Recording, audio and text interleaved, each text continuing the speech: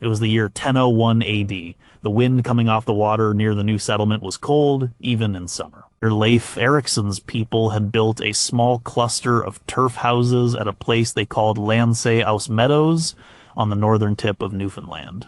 They were a long way from Greenland, a long way from Iceland. They were on the edge of the known world. Supplies were a constant worry. The hunting was good and the fishing was reliable, but they missed some tastes of home. More than that, they needed to find food that would last through the brutal winter. A young man named Gudrid worked with the others to build and repair the longhouse. His father Thorfinn had sailed on this expedition. He was a practical man. He knew that survival depended on more than just cod and caribou. One day he took Gudrid and a small crew south in a smaller boat. They followed the coast for weeks. The land changed, the trees grew taller and thicker.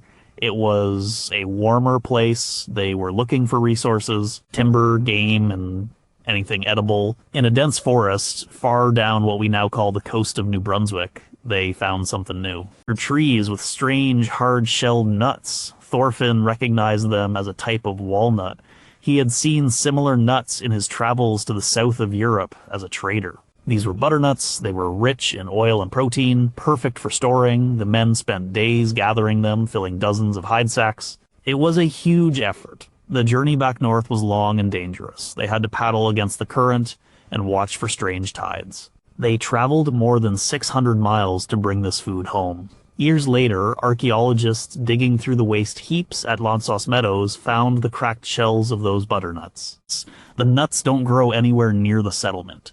The nearest source was hundreds of miles south. The shells were proof. They were evidence of incredible journeys made not for glory or for raiding, but for something much more basic. Different kind of flavor.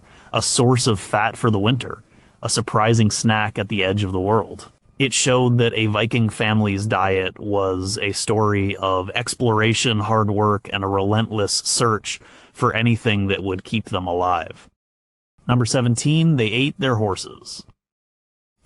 It was the deep winter of 875 AD in a fjord north of Kaupang. The snow was piled high against the turf walls of Gunnar's longhouse. Inside, the air was thick with smoke from the central fire pit. His wife, Runa, stirred a thin porridge of barley and water. The children, a boy of 10 named Eric and a girl of 7 named Freya, were quiet. Their bellies rumbled. The salted fish was nearly gone. The dried peas were a small pile in the bottom of a clay pot. The last of the smoked mutton had been eaten a week ago. Outside in the small enclosure, their 2 horses stood in the biting wind. They were old. One was a mare named Trefna, who had plowed their fields for 15 seasons. The other was a gray gelding Sleipnir, named foolishly in youth after the god Odin's steed. He was Gunnar's riding horse, his pride. But his back was swayed, and his breath came in ragged clouds. They had served the family well. Now they were consuming precious hay that could be used to keep the single milk cow alive until spring. Gunnar sat by the fire, sharpening his long knife on a whetstone. The sound was a slow, rhythmic scrape. Runa knew what he was thinking. They had discussed it in low voices after the children were asleep.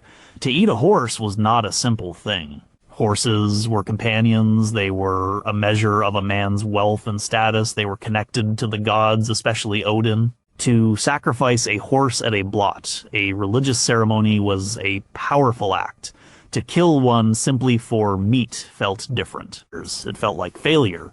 But the children's faces were thin. Freya had a cough that wouldn't go away. Hunger was a cold, creeping thing. It made the world seem gray and slow. Gunnar knew his duty. His family came before his pride. His family came before the horses. The next morning, he led Sleipnir out into the snow. The horse trusted him completely, nudging his shoulder. Eric watched from the door of the longhouse, his face grim. He had learned to ride on that horse. Gunnar spoke softly to the animal, a few words of thanks. Then, with a quick, practiced movement, he drew the knife across its throat. The work was hard and bloody. He and Runa spent the rest of the day butchering the carcass. Nothing was wasted. The meat was hung in strips from the rafters of the longhouse to smoke. The hide would be tanned for leather, the bones would be boiled for broth, then carved into tools. The intestines would be cleaned for sausage casings. That night, they ate fresh horse meat for the first time in years. Runa roasted thick steaks over the fire. The smell filled the small home, rich and savory. The meat was tough, but it was filling. It was life. The children ate without speaking, their eyes wide. The taste was strong, slightly sweet. It was not like beef or mutton. It was the taste of survival. For the next few weeks, the horse sustained them. The smoked meat was added to the porridge. The broth warmed them. It gave them the strength to face the rest of the winter. This was a scene repeated across the Viking world. While they preferred cattle, sheep, and pigs, horses were a food source in times of need. Archaeological sites from Iceland to Norway show horse bones with clear butcher marks, mixed in with the bones of other domestic animals. It was a practical choice, but it was also a cultural one. For followers of the Old Norse religion, eating horse meat, especially in a ritual context, was an affirmation of their beliefs. When Christianity began to spread through Scandinavia, this practice became a point of conflict. Christian missionaries forbade the eating of horse meat. It was seen as a pagan ritual. A pope in the 8th century specifically condemned it. For a Viking, choosing to eat horse meat or not could become a statement of faith. Some chieftains like Hakon the Good of Norway in the 10th century were pressured by their Christian advisors to stop the practice. The sagas tell of him reluctantly yielding, showing how deeply this food was tied to identity. For Gunnar's family in that cold winter, it was not about religion or politics. It was about making it to the spring thaw. It was about the hard, unspoken truth that sometimes you had to consume what you loved to keep your family alive. Number 16, their garbage tells us everything. In the summer of 1981, a team of archaeologists were excavating a site at Coppergate in the city of York, England. They were digging through layers of dark, damp, and incredibly well-preserved earth. This had been the heart of Jorvik, the Viking capital of northern England, 1,000 years before. They weren't digging up a great hall or a chieftain's grave. They were digging up a backyard. Specifically, they were excavating a wood-lined pit that had been used as a latrine, or a Viking toilet. Inside this pit was a treasure trove, not of gold or silver, but of refuse. The waterlogged, oxygen-poor soil had preserved organic materials that would normally have rotted away centuries ago. They found scraps of leather, bits of textiles, and discarded tools. But the most valuable finds were the smallest. They found thousands of seeds, fruit pits, tiny fish bones, and fragments of eggshells. They also found something even more personal coprolites, fossilized human feces. Let's imagine a family living in a house on this street in Jorvik around 970 AD. Bjarni is a craftsman who carves combs and pins from deer antlers. His workshop is at the front of the long, narrow house. His wife, Thora, manages the household. They have 3 children. Their lives are busy, caught up in the trade and bustle of the city. Their diet is a world away from their farming cousins in Norway. Each day, Thora would sweep the floor of their house. The sweeping's dust, food scraps, broken bits of pottery, straw from the floor would be tossed into the pit in the backyard. The family used the latrine, adding to the layers. What the archaeologists found in 1981 was a direct record of what Bjarni and Thora's family ate, day after day. The scientists in the lab carefully sifted through the contents of the pit. They found the pips of apples and the stones of sloes and cherries, suggesting autumn harvests and preserved fruits. They found bran fragments from wheat and rye, evidence of coarse bread being a daily food. But there were surprises. They found the seeds of grapes. Grapes didn't grow in northern England. This meant Bjarni's family was eating raisins or drinking wine imported from France or Germany, a luxury bought with the money from his antler carving. They also found raspberry and bilberry seeds, which showed the family foraged in the woods outside the city walls or bought berries from local farmers at the market. There were countless tiny bones from herring and eel, the staple fish of the urban diet. But there were also bones from larger sea fish like cod and haddock, which had to be brought inland from the coast. This pointed to a sophisticated trade network supplying the city. They found shell fragments from chicken and goose eggs, a good source of protein. They even found oyster shells, a food readily available from the nearby coast. The coprolites told an even more intimate story. When analyzed, they revealed the family's last meals. One sample was full of bread bran and the tiny, indigestible parts of leeks. It was the remains of a simple pottage or stew. Another contained pollen from the heather family, which meant the person had recently eaten honey. But the coprolites also revealed a downside to Viking life. They were riddled with the eggs of intestinal parasites like whipworm and mawworm. Life was unsanitary. These parasites would have caused chronic stomach pain and malnutrition, a constant invisible struggle for Bjarne's family. This garbage pit in York and others like it found in Viking Age towns like Hedeby in Denmark and Dublin in Ireland paints a picture of the Viking diet that sagas don't mention. The sagas talk of great feasts with roasted pigs and endless horns of ale.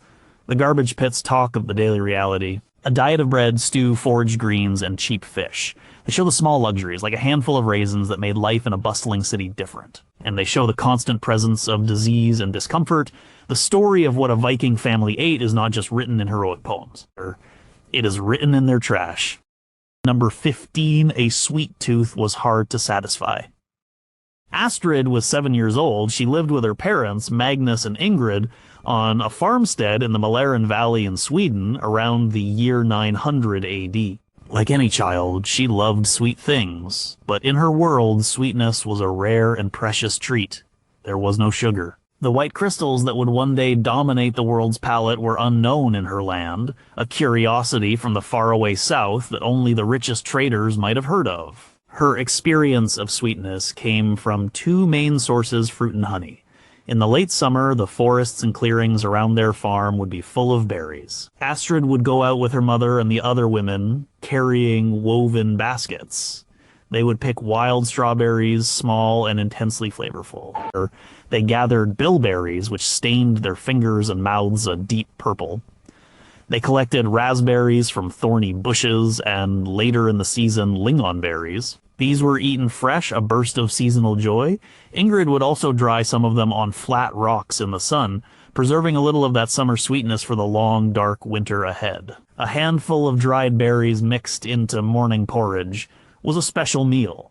The other source of sweetness was honey. But getting honey was a difficult and dangerous business. Magnus was the one who dealt with the bees. He didn't have neat square beehives like a modern beekeeper. He managed wild bee colonies. Some were in hollow logs he had deliberately set up at the edge of the forest. These were called bee skeps. Others were high up in the hollows of old oak trees. One day in late summer, Magnus decided it was time to harvest the honey from a colony in a tall oak. He took his son Lars, who was 12, to help. Astrid watched from a safe distance. Magnus had a leather bag for the honeycomb and a small axe. He also carried a torch of damp moss, which he lit to create a thick, acrid smoke. He told Lars the smoke calmed the bees, but Lars could see it just made them confused and angry. Magnus shimmied up the trunk of the tree. As he neared the hole where the bees lived, a low, angry hum filled the air. He puffed smoke into the opening. Bees poured out, a swirling cloud of gold and black. Despite the smoke, many of them found their way to Magnus. He grimaced as they stung his hands and face, but he did not cry out. He had done this many times. He reached into the hollow with his bare hand and pulled out a large chunk of honeycomb. It was heavy and dripping with golden honey. The wax was filled with bee larvae, which were also a source of protein. He carefully placed it in the leather bag and lowered it to Lars. He took only a portion of the comb, leaving enough for the bees to survive the winter. It was important to manage the colonies, not destroy them. Back at the longhouse, the family gathered around. Ingrid scraped the honey from the wax. The honey was dark and had a strong floral taste from the heather and clover the bees had visited. It was nothing like the clear, mild honey often sold today. This honey was a treasure. It was used sparingly.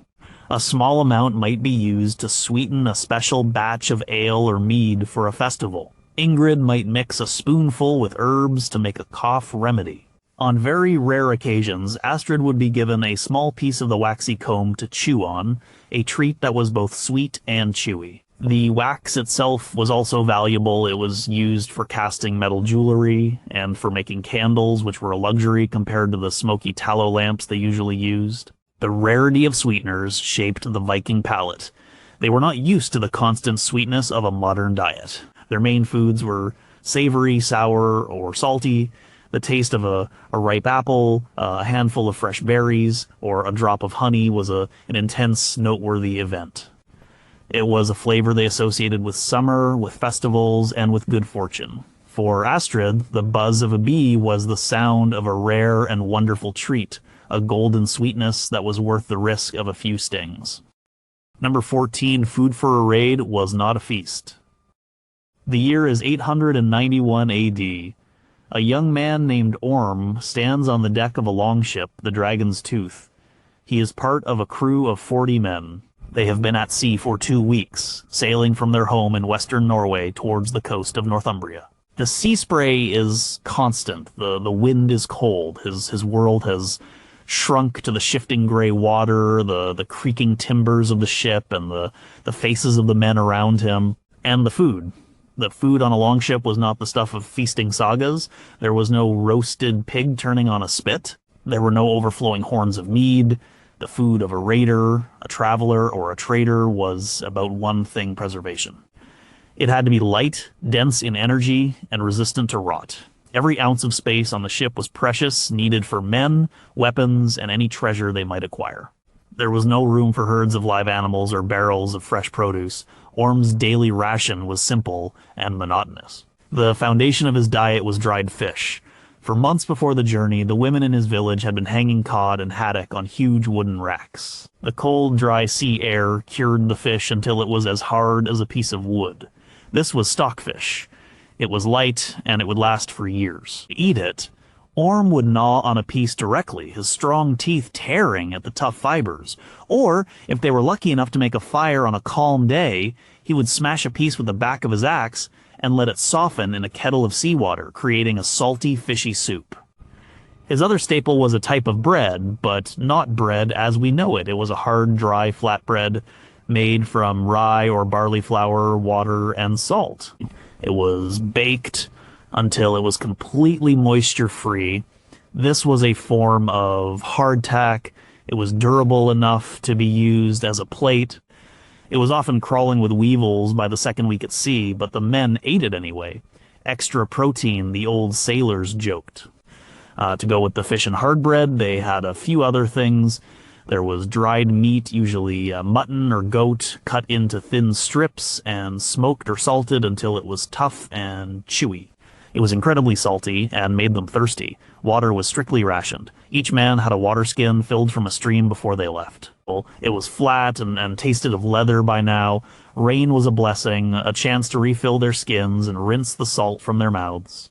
There was also a barrel of soured milk, or skyr.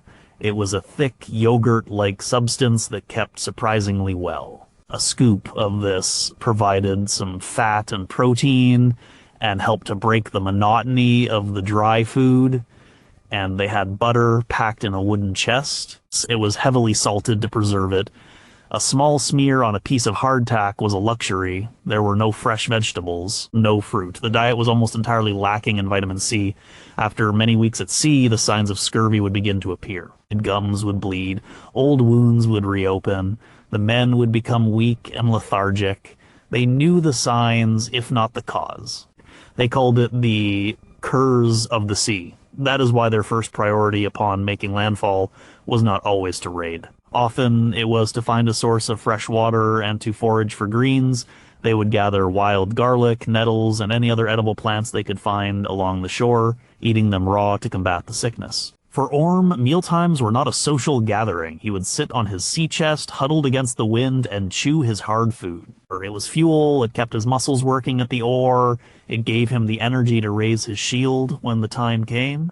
The dream that kept him going was not just of silver and gold, it was the dream of a hot meal. A stew of fresh meat and vegetables, a piece of soft bread, and a horn of ale that didn't taste of seawater. The food of a raider was the food of pure function, a hard-tasting testament to the hardships of a life at sea. Number 13, cooking, was a constant battle with smoke. Solveig stood over the long fire pit in the center of her family's home near Ribe, Denmark, around 850 AD. Her eyes were watering, It wasn't from sadness, it was from the smoke. The smoke was a constant companion in her life, a guest that never left. The longhouse had a hole in the roof directly above the fire to let the smoke out. But on a windy day, or when the fire was burning damp wood, the smoke would swirl and fill the large open room. It clung to the woolen clothes of her family. It seasoned the strips of meat hanging from the rafters to dry. It blackened the roof timbers over decades until they were the color of charcoal. Cooking for her family of 8 was her main task, and it revolved entirely around this single fire. She had no oven. She had no separate kitchen. The fire was the source of heat, light, and all hot food. Her most important cooking tool was a large iron cauldron that hung from a chain attached to a beam overhead. She could raise or lower the cauldron to control the temperature. This cauldron was rarely empty. For most of the year, it held a perpetual stew, or pottage. This was the foundation of the family's diet. Each morning, Solveig would add more water, some grain, usually barley or oats, and whatever else was available. It was a simple, efficient way to cook. In the summer, she would add fresh vegetables from her garden cabbage, leeks, onions, and peas. Or she would throw in handfuls of wild herbs she had gathered, like dill and coriander, to add flavor. If her husband, Rolf, had a successful hunt, she would add chunks of deer or wild boar. More often, it was a piece of salted pork or mutton from their own livestock. The stew would simmer all day. Anyone who was hungry could ladle some into their wooden bowl. It was never the same twice, yet it was always familiar. The flavors of the different ingredients would meld together over time.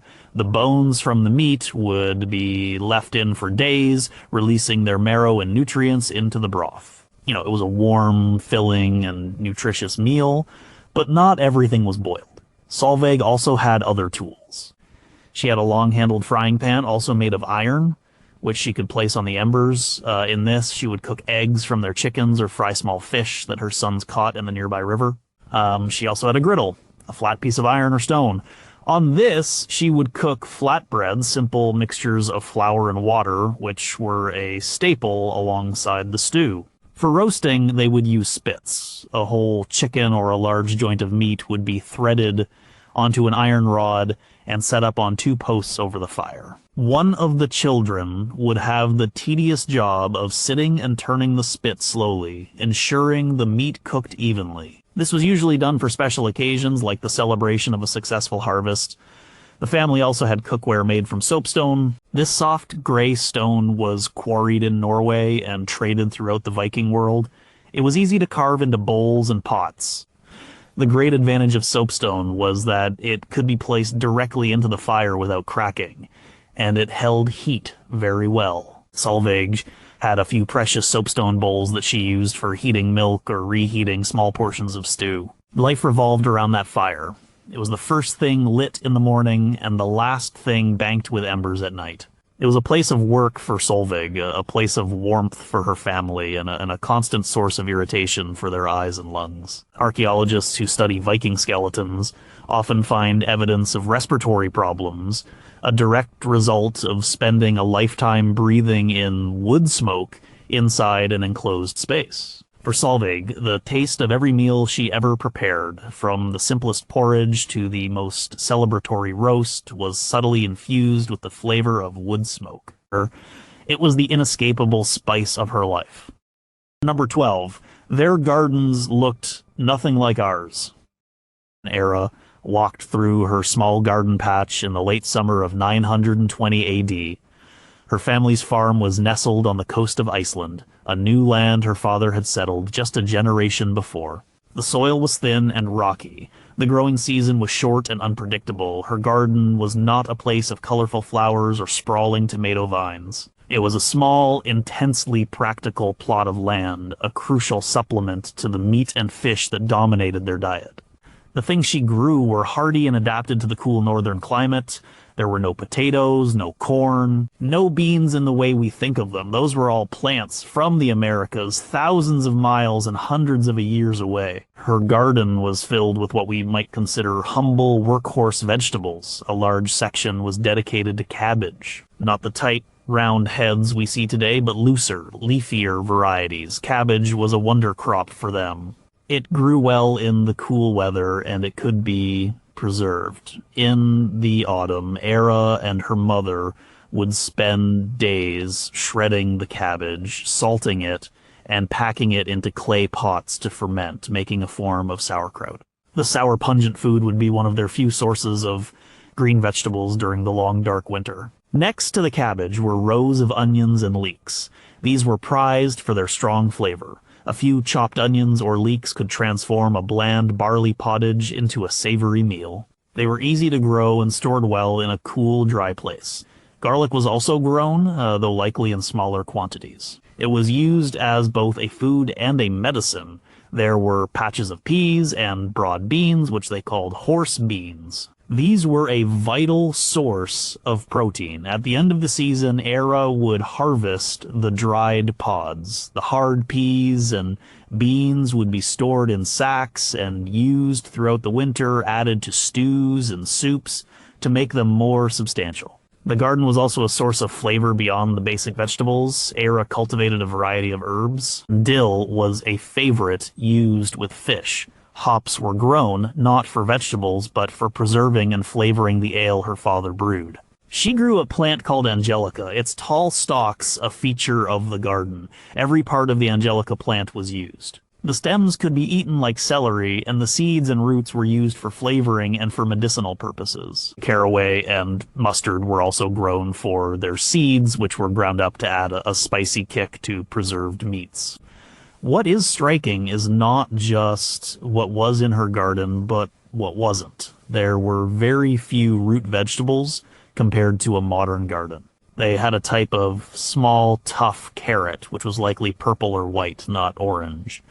They also had parsnips and turnips. But the potato, the staple of so many northern European diets today, was absent. The lack of this calorie-dense tuber meant that grain crops like barley and rye were even more important. Our Era's garden was not a hobby.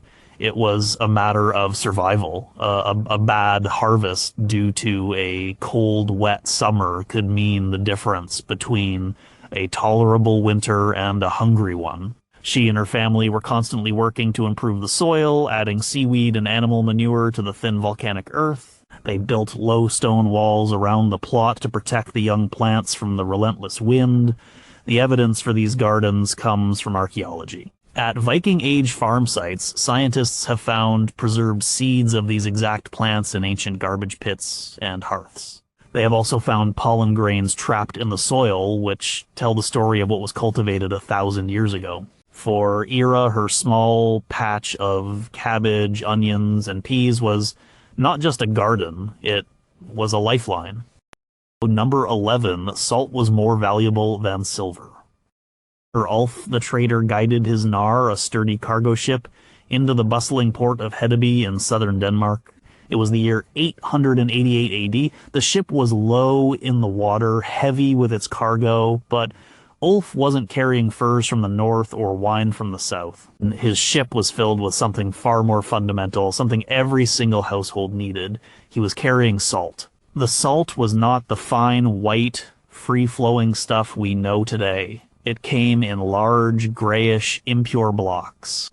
It had been produced at a salt works on the coast, a place where seawater was evaporated in large, shallow clay pans over fires, a long and fuel-intensive process. Or it had been mined from rock salt deposits far inland in Germany and brought to the coast for trade. For a Viking family, salt was not primarily a seasoning to be sprinkled on food at the table. It was the key to survival. In a world without refrigeration, salt was the main method of preserving food, especially meat and fish, to last through the winter. A family's wealth was not just in the number of cattle they owned, but in whether they had enough salt to preserve the meat from that cattle when it was slaughtered in the autumn. Let's imagine a woman named Helga, living on a farm a day's walk from Hedeby. In the autumn, her husband and sons would slaughter several sheep and a cow. This was a time of temporary abundance. They would feast on fresh meat for a few days, but the vast majority of the meat had to be preserved. This is where the salt Ulf brought to port became critical. Helga would oversee the process. Large cuts of meat would be rubbed with a thick layer of coarse salt. They would be packed into wooden barrels with more salt layered between the pieces of meat. The salt would draw the water out of the meat, making it inhospitable for the bacteria that cause rot. This salted meat, hard and intensely briny, would be their main source of protein for the next 6 months. The same process was used for fish. The herring runs in the spring and autumn were a massive source of food. The entire communities would work to catch and process thousands of fish. They would be gutted and then either packed in salt in barrels or brined in a strong saltwater solution. This salted herring was a staple food, eaten by everyone from farmhands to raiders on long voyages. Because of its importance, salt was a major trade commodity. You know, it was a form of currency. A man might trade a fine woolen cloak for a block of salt. The control of salt sources, whether coastal salt pans or inland mines, was a source of great power and wealth for chieftains and kings. The word salary itself comes from the Latin word for salt, sal, a reminder of a time when workers were sometimes paid in this precious mineral. The diet of a Viking family was, by modern standards, incredibly salty. The preserved meat and fish had to be soaked in fresh water for hours or even days before it was palatable enough to cook in a stew. Even then, the dominant flavor of many winter meals was salt. This high salt diet likely had health consequences, contributing to problems like high blood pressure, but it was a trade-off they had to make. A salty meal was better than no meal at all. Ulf the trader would sell his cargo of salt blocks in the market at Hedeby. He would trade it for amber from the Baltic, soapstone from Norway, or silver coins minted in Baghdad that had traveled the long trade routes from the east. He knew that whatever else happened, people would always need salt. It was the invisible ingredient that held their world together, the mundane yet magical substance that kept hunger at bay during the long, dark nights of winter. Number 10, your meal showed your place in the world. It is the year 990 AD in the Great Hall of a wealthy chieftain named Olaf in the Trondheim region of Norway. A feast is underway to celebrate a successful raid. The long fire pit in the center of the hall roars, casting flickering light on the faces of 50 men and women. The air is filled with the smell of roasting meat, wood smoke, and spilled ale. Everyone is eating, but not everyone is eating the same thing. Olaf sits on his high seat, a carved wooden throne on a raised platform in the middle of the hall. In front of him is a whole roasted pig, its skin crackling and brown. He uses his personal knife to carve off the best cuts of meat for himself and for his most honored guests, the leaders of the raid and a visiting merchant. They are served first. They eat the tender loin and the juicy shoulder meat. They drink the best ale, a strong, honey-sweetened brew from silver-rimmed drinking horns. Their bread is made from wheat, a finer, more expensive grain, baked into small, soft loaves. Further down the long tables sit Olaf's trusted household warriors, his huskarls. They also eat pork, but they get the less desirable cuts, the ribs, the legs. Their ale is a standard barley brew, still good but not as strong or sweet as the chieftains. Their bread is a mix of rye and barley, darker and denser. They eat well, a reward for their loyalty and strength. At the far ends of the hall, near the doors where the drafts are coldest, sit the lower-ranking members of the household. Farm workers, servants, and thralls, the enslaved people who worked the chieftain's land. They do not eat roasted pig. Their bowls are filled with the pottage that bubbles in a large cauldron at the end of the fire pit. It is a thick stew of barley, beans, and cabbage, perhaps with a few pieces of boiled mutton or salted herring mixed in. Their drink is water or a thin, weak ale, the last pressing of the grain. Their bread is a hard, coarse flatbread made from oats or even pea flour. This hierarchy of food was a fundamental part of Viking society. What you ate was a clear and public statement of your social status. Feasts were not just about celebrating, they were about reinforcing the social order. The chieftain demonstrated his wealth and generosity by providing the food, and he reinforced his authority by controlling its distribution. Giving a man a good cut of meat was a sign of favor. Giving him the gristle was an insult.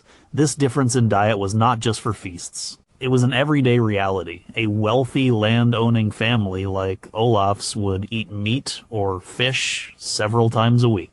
Their diet would be varied, supplemented with cheese, butter, eggs, and imported goods like wine and walnuts. They had the land and the labor to produce a surplus. A poor tenant farmer or a fisherman's family lived a much more precarious existence. Their diet would be overwhelmingly based on grain porridge, flatbread, and whatever fish they could catch. Meat was a rare treat, perhaps only at major festivals.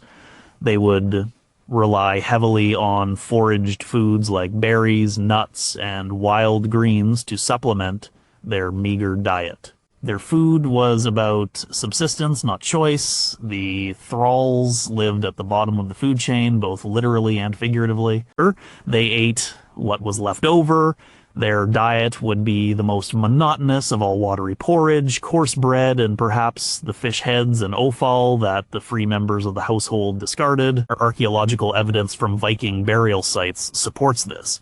The skeletons of high-status individuals often show them to be taller and more robust than the skeletons of the poor. An analysis of the chemical isotopes in their bones can even reveal what they ate.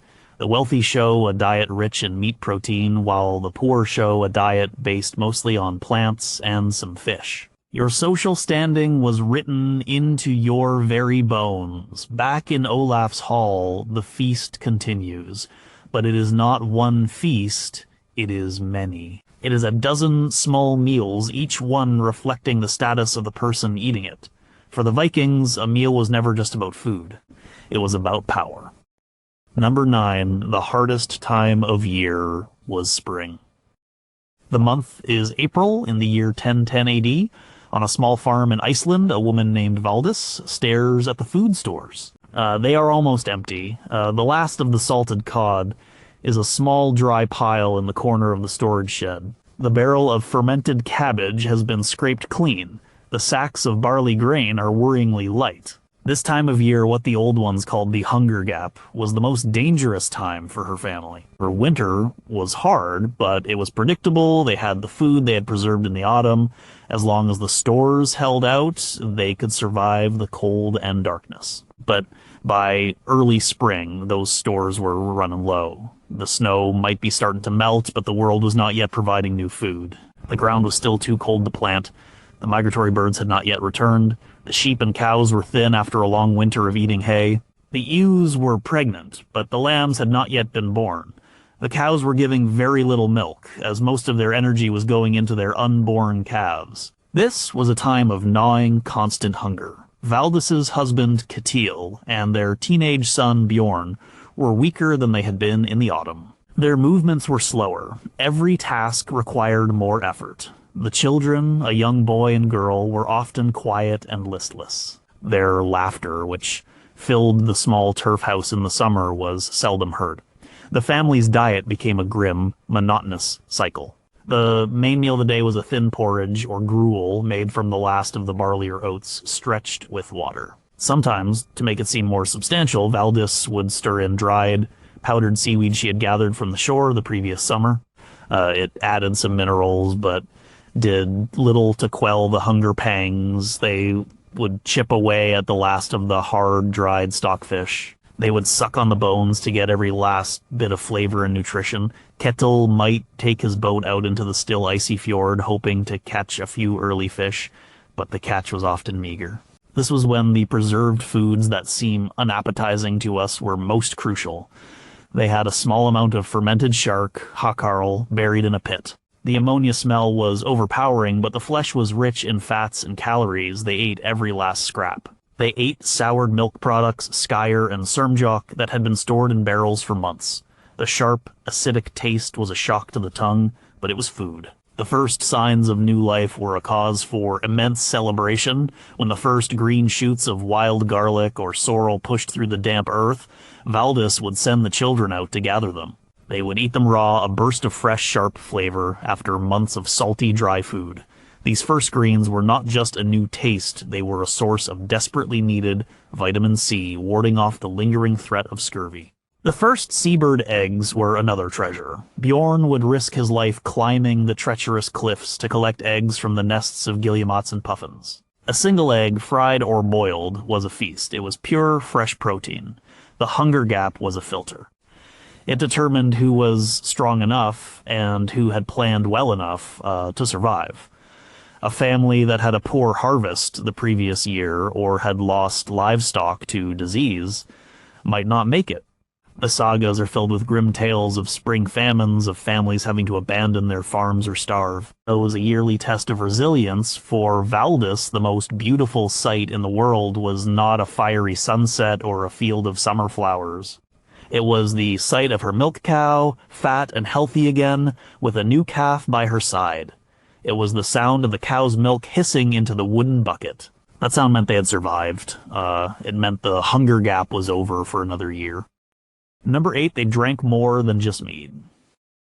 When we think of a Viking drinking, the image is almost always the same: a bearded warrior in a great hall, quaffing mead from a massive drinking horn. Mead was certainly important, but the everyday drinking habits of a Viking family were much more varied and much less glamorous. Let's visit the household of a farmer named Sten in Jutland, Denmark, around the year 950 AD.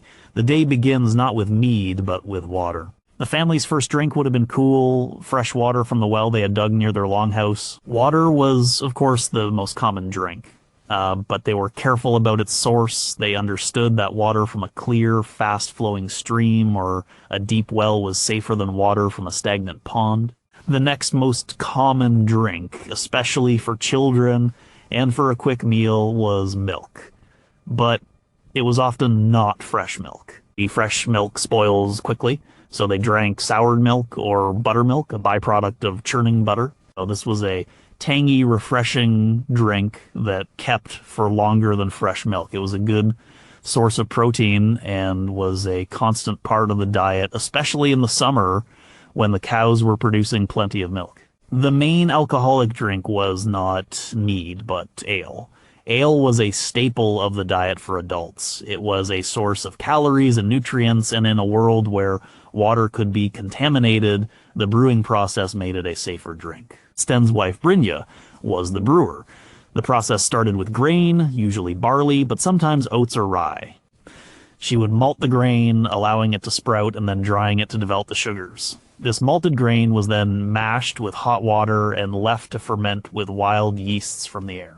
The resulting ale was not like modern beer. It was thick, cloudy, and likely had a smoky flavor from the grain being dried over an open fire. It was also not very strong. The everyday ale consumed with meals would have had a low alcohol content, perhaps similar to a small beer. It was a food beverage, a liquid bread. Stronger ale was brewed for special occasions and feasts. Hops were sometimes used to flavor the ale and help preserve it, but other flavorings like juniper or yarrow were also common. Mead, the famous drink of the sagas, was a more special occasion beverage. It was made by fermenting honey with water. Honey was a valuable and relatively scarce resource, as it had to be collected from wild bees. Making mead required a lot of honey, so it was a luxury item.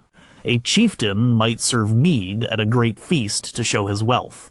A farmer like Sten might brew a small batch of mead for a wedding or a midwinter celebration. It was a drink for toasting, for ceremony, and for poetry. The wealthy and well-connected had access to another drink wine. Wine was not produced in Scandinavia. It was imported from the south, from the Frankish kingdoms in modern-day France and Germany. Your barrels of wine were brought north by traders and were a high-status luxury. A jarl or a king might serve wine to his most important guests. Archaeologists have found wine goblets from the Rhineland in Viking graves in Sweden, showing how prized these foreign drinks were. So the drinking landscape was diverse. A typical day for Sten's family might involve water from the well, buttermilk with the morning porridge, a horn of weak ale with the midday and evening meal of pottage, and perhaps a sip of stronger ale in the evening by the fire. The mead was saved for the gods and for special days.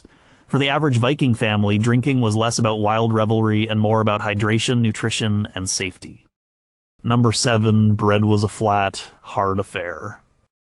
Kari, a young girl living in a settlement near the Trelleborg ring fortress in Denmark around 980 AD, had a daily chore. Every morning, she would take a leather bag of grain to the quern stone. The quern was made of 2 heavy circular stones, one on top of the other. The top stone had a hole in the center and a wooden handle. Kari would pour the grain, usually rye or barley, into the hole and begin to push the. It was hard, grinding work. Her shoulders and back would ache. The stone would rumble and crunch, slowly turning the hard grains into a coarse, brownish flour. This flour was the start of her family's daily bread, but the bread she helped make was nothing like a soft, airy loaf from a modern bakery. They did not have cultivated yeast in the way we do. Their ovens were rare and inefficient for bread baking.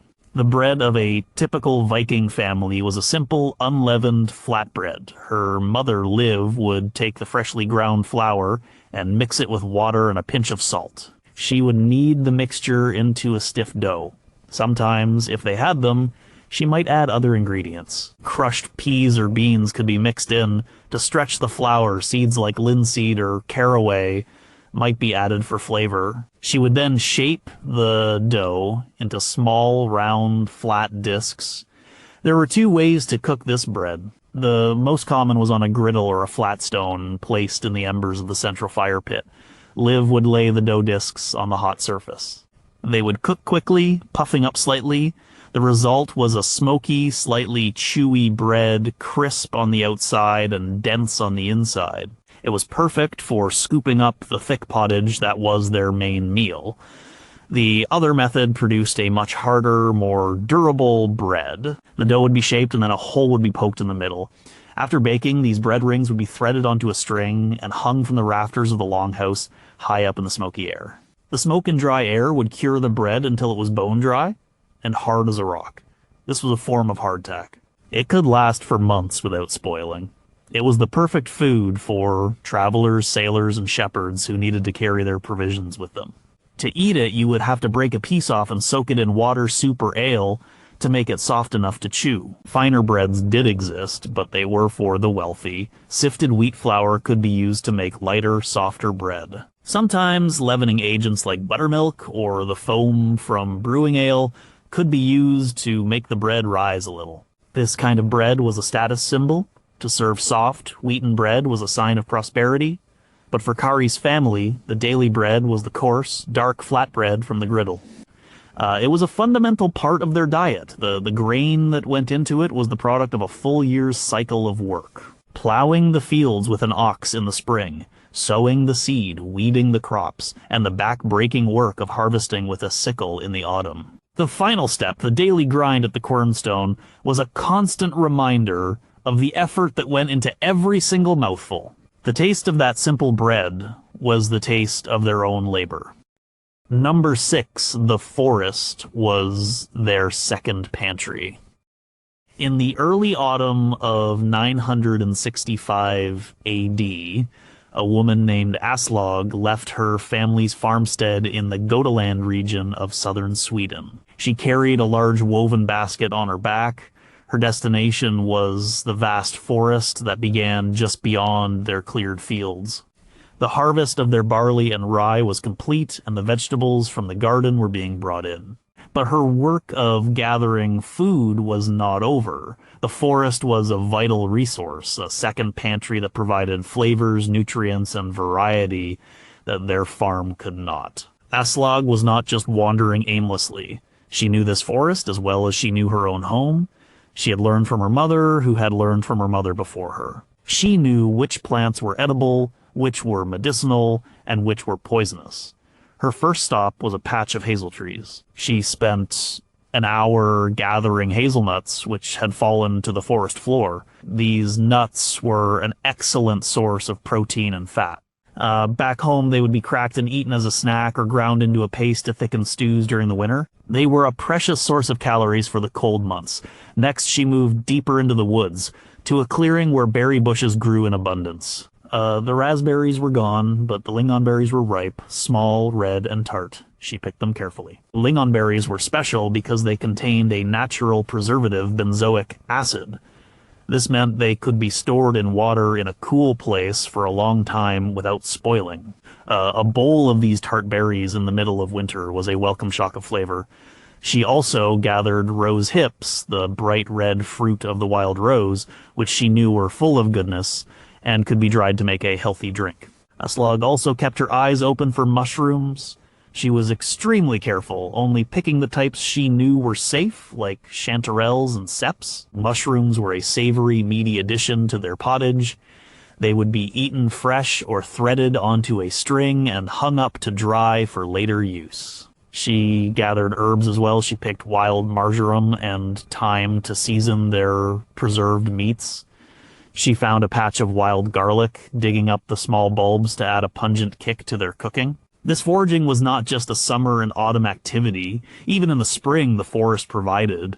After the long winter, when the food stores were low, the first green shoots were a lifesaver. Aslog and her children would gather nettles, which, when boiled, made a nutritious green vegetable rich in iron and vitamins. They would pick young dandelion leaves and sorrel to add to their meals. The forest also provided food that wasn't plant-based. Her husband, Ivar, would hunt in these woods, tracking deer, wild boar, and elk.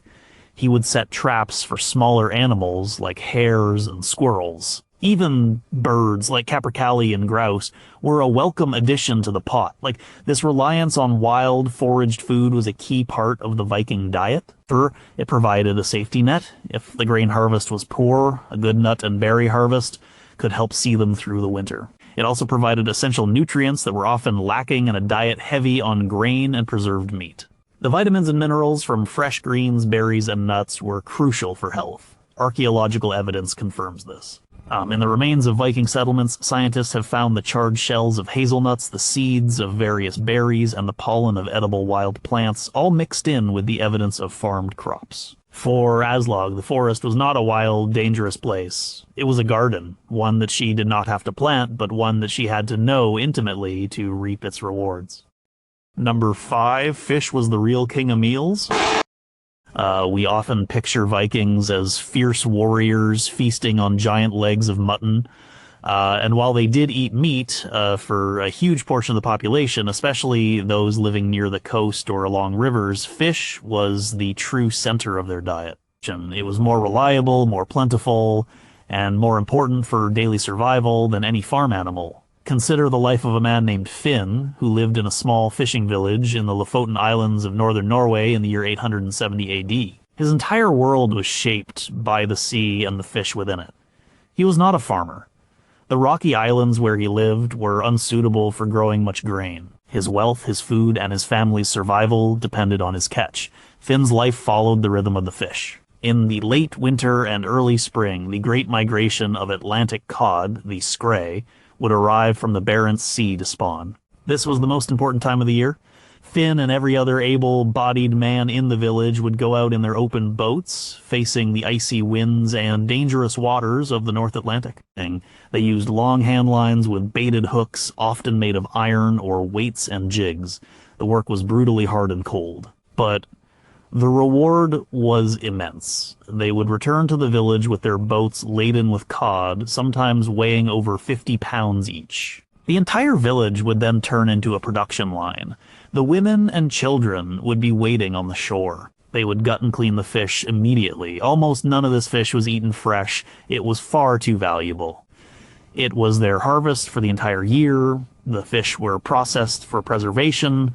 Some would be salted, but in the cold, dry climate of Lofoten, the most common method was air drying. The cod were tied together in pairs by the tail and hung over large wooden racks called gel. For months, the fish would hang there, exposed to the sun and the wind, until they became completely dehydrated and as hard as a board. This was stockfish. This stockfish was Finn's livelihood. It was a perfect food for preservation and trade. It was lightweight, packed with protein, and would last for years. Finn would keep a portion for his own family to eat throughout the year. The rest would be loaded onto trading ships and sold. Lofoten stockfish was a prized commodity, traded all across the Viking world and beyond. It was carried on long ships to England, traded for wheat. It was taken by merchants to the markets in Hedeby, where it was exchanged for pottery and glass. For Finn's family, fish was on the menu almost every day. Their daily pottage would be based on stockfish, which would be hammered into smaller pieces and soaked to rehydrate it before being added to the pot. They ate other fish as well. In the summer, they caught coalfish haddock and halibut. In the autumn, the herring would run and they would catch them in nets in the fjords, preserving them in barrels of brine. They collected shellfish from the shore and fished for trout and salmon in the freshwater streams. Even the parts of the fish we might discard were used. The cod livers were pressed to make a rich, nutrient-filled oil, which was used both as a food supplement and as fuel for lamps. The heads were dried and sometimes used to make a thin, fishy broth. Nothing was wasted. The importance of fish is seen everywhere in the archaeological record. Massive piles of fish bones are found at coastal Viking settlements, far outnumbering the bones of farm animals. Chemical analysis of Viking skeletons from these areas shows that their diet was predominantly marine-based. For Finn, the sight of a school of herring turning the water silver or the feel of a heavy cod on his line was not just a job. It was the promise of life itself. Meat was for feasts, fish was for survival. Number 4, they were masters of making food last. The summer of 998 AD had been good to a farming family in central Denmark. The harvest was plentiful, the cows were fat, and the apple trees were heavy with fruit. But for the matriarch of the family, a woman named Signy, the end of summer was not a time for rest. It was the beginning of the most important work of the year, preservation. The bounty of the summer and autumn was useless if it couldn't last through the 6 months of winter and early spring. Signy's kitchen, the area around the long fire in her home, became a whirlwind of activity. Every method of food preservation known to her people was put to use. It was a complex and labor-intensive process that required immense skill and knowledge. Salting was one of the primary methods. Her husband and sons had slaughtered a pig and 2 sheep. The meat was cut up. The best cuts were rubbed with coarse salt and packed tightly into wooden barrels. The salt drew out the moisture, creating an environment where bacteria could not grow. This salted pork and mutton would be their main source of meat through the winter. The same was done with herring caught during the autumn run, creating barrels of salty, preserved fish. Drying was another key technique. Long, thin strips of beef were hung from the rafters of the longhouse. The constant smoke from the fire pit would slowly dry and cure the meat, turning it into a form of jerky. This smoked meat had a wonderful flavor and would last for a very long time. Out in the yard, apples were sliced into thin rings, threaded onto strings, and hung up in the sun to dry.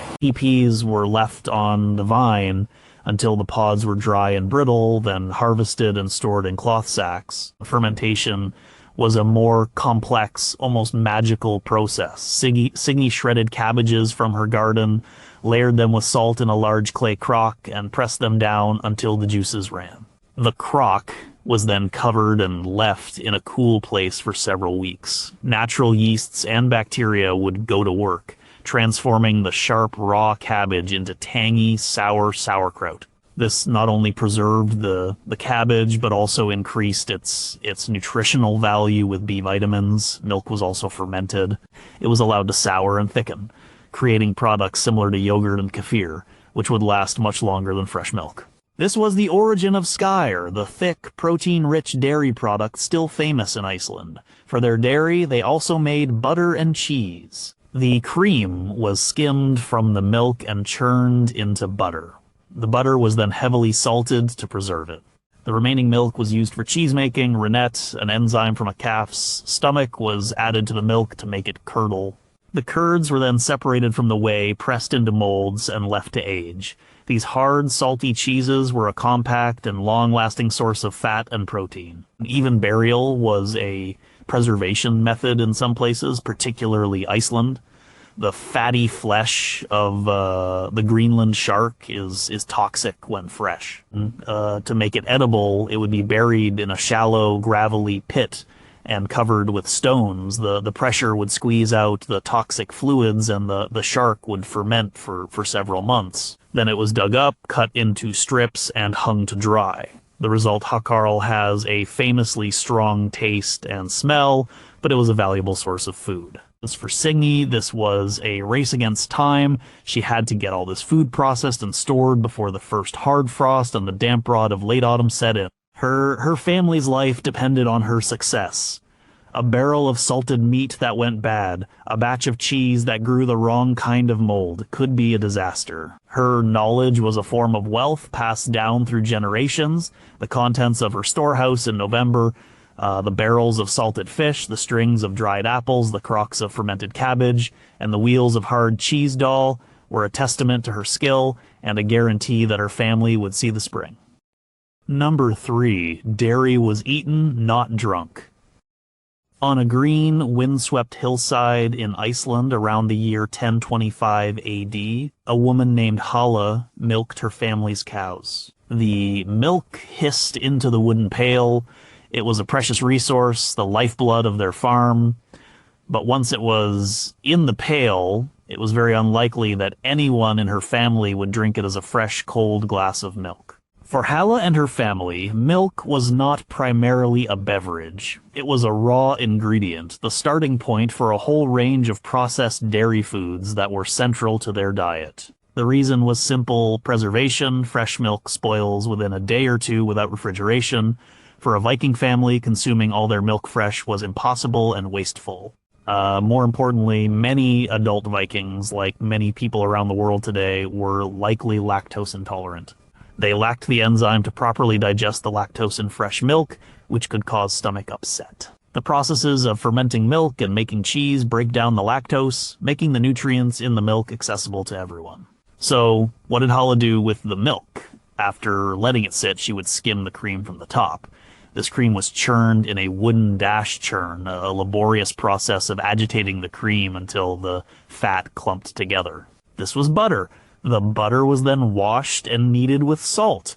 The salt was crucial. A well-salted butter could be packed into a wooden firkin and stored in a cool place or even buried in a bog for months. It was a vital source of fat, especially during the winter. Like a thick smear of salty butter on a piece of coarse flatbread was a delicious and energy-rich meal. What was left after churning was buttermilk. This tangy, low-fat liquid was one of the few dairy products consumed as a drink. It was refreshing and kept longer than fresh milk. The skimmed milk that was left over was the key ingredient for other products. A large portion of it was used to make skyr. Halla would gently heat the milk and add a small amount of old skyr as a starter culture, similar to making yogurt. She might also add a little rennet. The milk would set into a thick curd. This curd was then strained through a cloth bag for several hours, allowing the watery whey to drip out.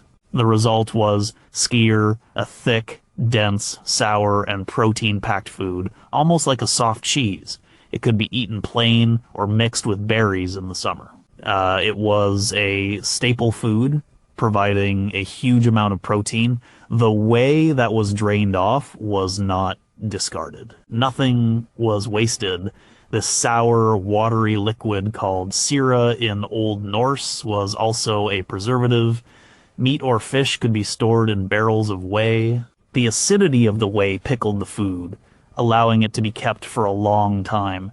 This method was particularly common in Iceland. Cheesemaking was also a major use for milk. Rennet was used to curdle the milk, and the resulting curds were pressed to remove the whey, salted, and then aged. The cheeses they made were likely hard, dry, and salty, designed for long-term storage rather than complex flavor. These cheeses were a portable, durable source of calories and protein, perfect for a long journey or for a shepherd watching his flock. The archaeological record is full of evidence for this intensive dairy processing. Traces of milk fats have been found absorbed into the pottery of Viking-age cooking pots and bowls. Large numbers of animal bones found at farm sites are from very young calves, suggesting they were slaughtered so that the milk from their mothers could be used by the human family. For Halla, her cows were not just a source of a drink, they were the engine of a small food factory, turning grass into butter, cheese, and skyr, the foods that formed the backbone of her family's diet. Number 2, meat was often a side dish. It is an ordinary evening in the year 900 AD at a modest farmstead in the Danish countryside. A family gathers around the central fire for their evening meal. The father, Carl, his wife, Birgit, and their 3 children sit on simple wooden benches. Birgit ladles food from the iron cauldron into their wooden bowls. The bowl is filled with a thick, steaming pottage. It smells of barley, onions, and herbs. This is their dinner. If we could look into that bowl, what would we see? We would see a meal dominated by plants. The base of the stew is grain, probably barley, which has been cooked for hours until it is soft. There are pieces of cabbage, leeks, and peas from their garden. There are wild herbs for flavor, and, if they are lucky, there are a few small pieces of meat or fish floating in the thick broth. The popular image of the Viking diet is one of huge feasts and mountains of meat. While these feasts certainly happened among the wealthy elite, the daily reality for the vast majority of the population was very different. For a family like Carl and Birgit's, meat was not the centerpiece of the meal. It was a flavoring, a supplement, a way to add richness and protein to a diet that was primarily based on grains and vegetables. Their farm had a few cows, a dozen sheep, a couple of pigs, and some chickens, but these animals were far too valuable to be slaughtered regularly for daily meals. The cows were essential for milk, which was turned into butter and cheese, and for pulling the plow. The sheep provided wool for their clothing. The chickens gave them eggs. Animals were typically slaughtered in the autumn. This was a practical decision. It was difficult to provide enough fodder to keep a large number of animals alive through the winter. A slaughter in the autumn provided a brief period of fresh meat, but most of it was immediately preserved by salting, drying, or smoking. This preserved meat was then used sparingly throughout the winter and spring. A typical week's meals for Birgit's family might look something like this. The foundation of almost every meal would be either porridge grot or the perpetual pottage stew. The porridge was made from barley or oats, cooked with water or a little milk. The pottage was a slow simmered stew of grains, beans, and vegetables. On most days, this pottage would be entirely vegetarian, or perhaps flavored with a piece of salted pork fat or a handful of dried herring. Maybe 2 or 3 times a week, Birgit would add a small amount of preserved meat to the pot. A few chunks of salted mutton or smoked pork shared among the 5 of them. It was enough to give the stew a meaty flavor and provide some valuable fat and protein, but it was far from a meat-heavy meal. Though fresh meat was a rare treat, it might be eaten after the autumn slaughter, or if an animal had an accident and needed to be killed. A successful hunt for a deer or a wild boar would also provide fresh meat, which would be a cause for celebration.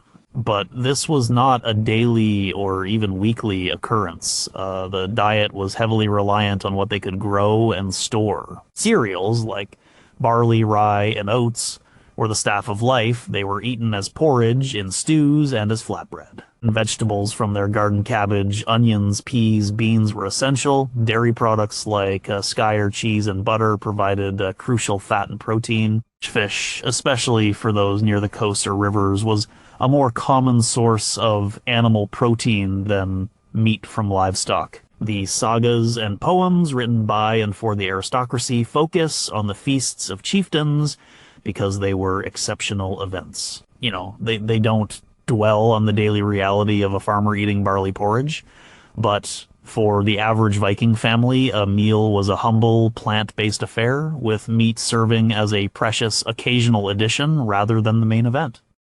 Number 1, they traveled hundreds of miles for a snack. Around the year 1000 AD, a small group of Norse explorers stood on a windswept coast in a new world. They had sailed from Greenland, following tales of a land to the west. They established a small temporary settlement at what is now Lanceos Meadows in Newfoundland, Canada. They were perhaps 100 people, a tiny outpost of Europe on the edge of a vast unknown continent. Their primary concern was survival. They needed to find food, timber, and resources to sustain them through the harsh winter and to justify their perilous journey. Among the people in this settlement was a young man named Traff. His life here was a mixture of hard labor and exploration. He helped build the long, turf-walled houses that were their shelter. He fished for cod and salmon in the nearby bay. He hunted caribou in the sparse woodlands. The diet was sufficient, but it was limited. It was the food of survival. One day, the leader of the expedition, perhaps Leif Erikson himself, or a later explorer like Thorfinn Karlsefni, decided to send a party south. The land to the south, they had heard from earlier scouting trips, was different, it was warmer, and the forests were richer. Rafnin was chosen to be part of the crew of a smaller, more nimble boat, a fairing, or a small nar. Their mission was to explore and to forage, to find anything of value that this new land, Vinland, had to offer. They sailed south from the northern tip of Newfoundland, following the coastline. The journey took weeks. They would have sailed into the Gulf of St. Lawrence, a vast inland sea. The landscape changed dramatically. The low windswept tundra gave way to dense forests of maple, oak, and other hardwood trees they had never seen before. This was a new and bewilderingly rich environment. In the river valleys of what is now New Brunswick, they found something they recognized, or at least a relative of something they knew. It was a type of walnut tree. The specific tree was the butternut. These trees were laden with nuts in their thick green husks. For Raffin and the others, this was a significant find. Hazelnuts were a valued food back home in Scandinavia, a source of fat and protein that could be stored for winter.